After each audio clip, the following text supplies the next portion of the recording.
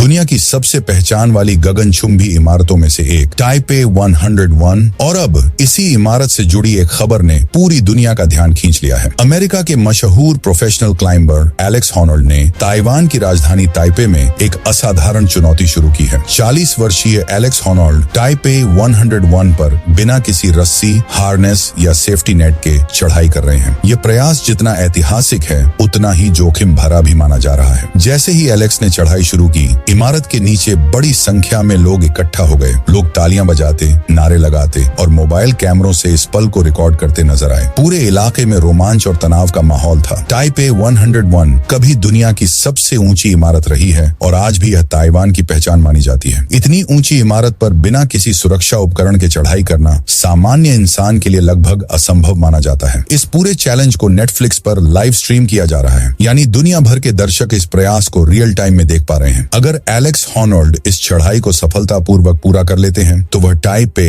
101 को free solo तरीके से चढ़ने वाले दुनिया के पहले व्यक्ति बन जाएंगे। एलेक्स हॉनोल्ड का नाम फ्री सोलो क्लाइंबिंग की दुनिया में किसी परिचय का मोहताज नहीं है। इससे पहले भी वे दुनिया की सबसे कठिन चट्टानों और ऊंची संरचनाओं पर बिना सुरक्षा उपकरण के चढ़ाई कर चुके हैं। उनकी प्रसिद्ध डॉक्यूमेंट्री फ्री सोलो ने उन्हें अंतर्राष्ट्रीय पहचान दिलाई थी। हालांकि विशेषज्ञ साफ कहते हैं कि इस तरह की गतिविधियां बेहद खतरनाक होती हैं और इनमें जरा सी गलती जानलेवा साबित हो सकती है। यही वजह है कि एलेक्स हॉनोल्ड जैसे प्रोफेशनल्स को छोड़कर किसी भी आम व्यक्ति को ऐसी कोशिश करने की सलाह नहीं दी जाती। इस चुनौती को लेकर सोशल मीडिया पर भी जबरदस्त चर्चा है। कुछ लोग इसे इंसानी साहस की चरम सीमा बता रहे हैं तो कुछ लोग इसे अनावश्यक जोखिम मान रहे हैं। कई सुरक्षा विशेषज्ञों ने भी कहा है कि ऐसे कारनामों को दोहराने की कोशिश नहीं की जानी चाहिए। नेटफ्लिक्स द्वारा इस चैलेंज को लाइव दिखाने पर भी बहस छिड़ी हुई है। समर्थकों का कहना है कि यह एक ऐतिहासिक पल है जिसे दुनिया को देखना चाहिए। वहीं आलोचकों का मानना है कि इससे खतरनाक गतिविधियों को